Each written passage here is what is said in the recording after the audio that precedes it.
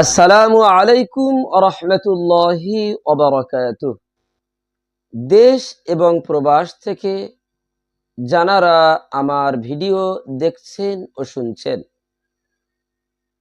সবাইকে আমার অন্তরস্থল থেকে ভালোবাসা ও শ্রদ্ধা জ্ঞাপন করে গুরুত্বপূর্ণ একটি ভিডিও নিয়ে উপস্থিত হয়েছি।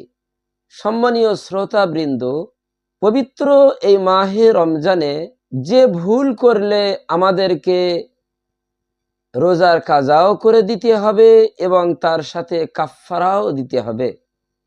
মাসআলাটি হলো এই: কেউ যদি রোজা অবস্থাতে ইচ্ছাকৃতভাবে কিছু খায় বা পান করে নেয়, তাতে তার রোজা নষ্ট হয়ে যাবে।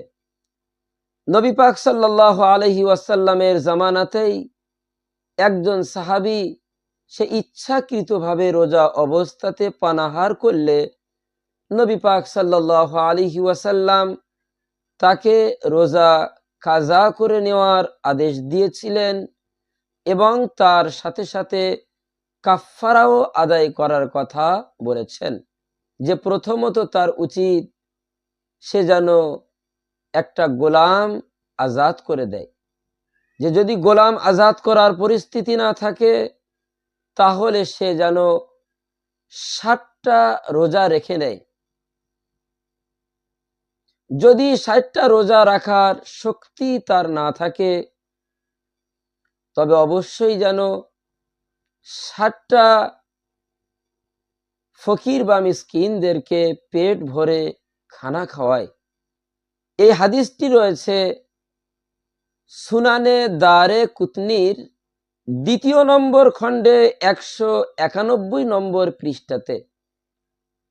ইমাম জুহরি রহমতুল্লাহ আলাইহি বলেন, কেউ যদি মাহে রমজানে রোজা অবস্থাতে স্ত্রীর সঙ্গে সহবাস করে, তার জন্যই একই কাফফারা, অর্থাৎ তাকে একটি গোলাম আজাদ করতে হবে।